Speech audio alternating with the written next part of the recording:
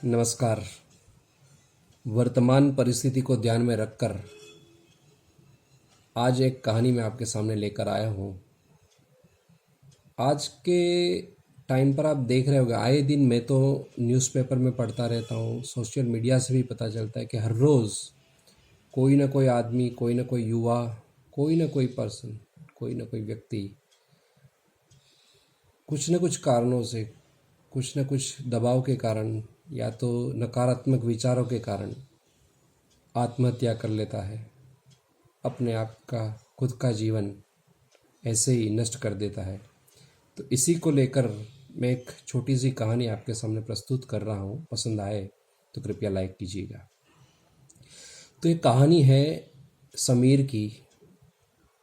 समीर एक well educated, एक professional, एक अच्छी कंपनी में काम करने वाला अच्छा आदमी, अच्छा व्यक्ति था।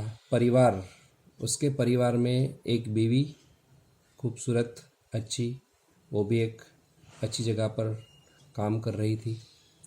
एक छोटी सी प्यारी सी बेटी पिंकी और उसके फादर जो रिटायर्ड हो चुके थे, म्यूनसिपल कॉरपोरेशन में जॉब करते थे और अभी घर में अपना रिटायरमेंट लाइफ बिता रहे।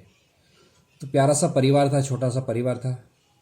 वैसे तो इतनी खास कह सके उतनी सैलरी नहीं थी, मगर अपना और अपने फैमिली को अच्छे से जो भी चीज़ चाहिए वो सारी चीज़ उसको दे सके, उतनी सैलरी उसकी थी। उतना सैलरी, इतनी आय वो कर रहा था।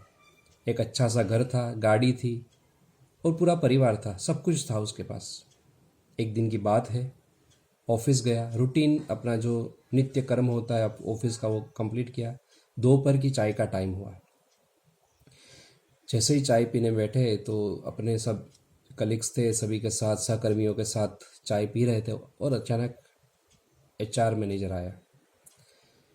समीर एक अच्छा एम्प्लॉय भी था, अपना काम बहुत डेडिकेशन के साथ करता। बहुत बार तो उसके बॉस ने उसको भी बोला था कि you will get the good job, you will get the good post also, right.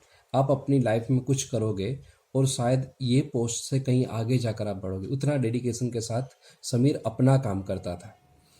HR manager ने उसको बुलाया। वो अपनी एचआर मैनेजर की कैबिन में समीर गया। दोनों अपनी जगह पर बैठे। एचआर मैनेजर ने कहा कि समीर, आप जानते हो कि अभी की सिचुएशन कैसी है। इस परिस्थिति में सरवाइव करना बहुत मुश्किल होता है। बहुत सारी कंपनियों ने अपने एम्प्लॉयज़ को निकाल दिया है और हमारी कंपनी ने भी ये निर्णय लिया है कि आपको आपकी नौकरी से निकाल दिया जाता है। Sameer was shocked. समीर आश्चर्यचकित रह गया। उसको कांपो तो खून ना निकले, ऐसी परिस्थिति में आ गया। बोला कि सर, मैं तो एक अच्छा एम्प्लॉई हूँ, मैंने तो मेरा काम बहुत शिद्दत से, बहुत दिल से किया है, आज तक मेरी कोई भी एक कंप्लेंट भी नहीं आई है, फिर भी मुझे क्यों?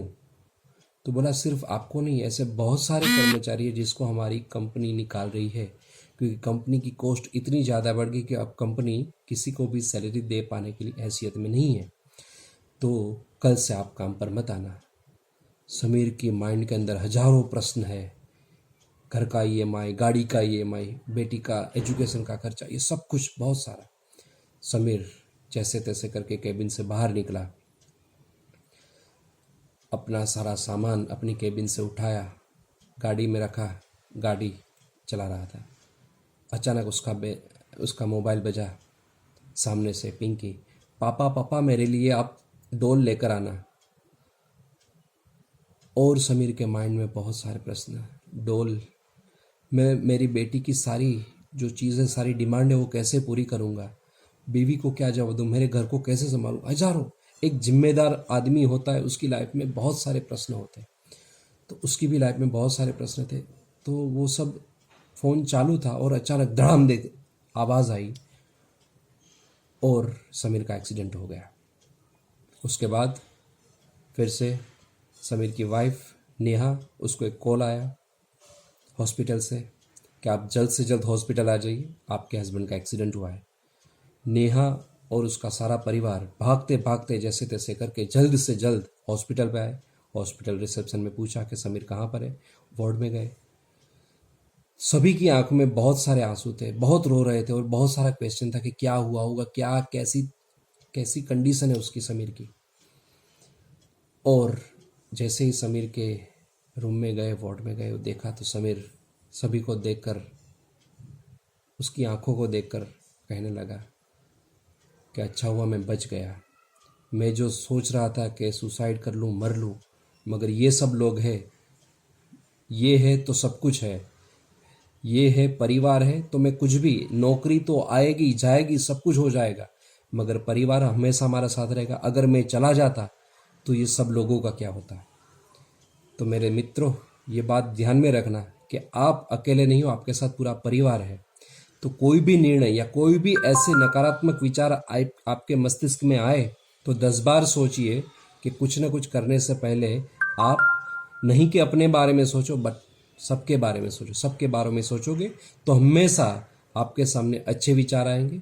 अच्छा सोच रखिए, अच्छा विचार रखिए, अच्छा पढ़िए, जिससे आपके माइंड के अंदर कभी भी कुछ न कुछ नकारात्मक विचार ना आए और जिससे कुछ न कुछ गलत गलत कदम आप ना लो। धन्यवाद। नमस्कार।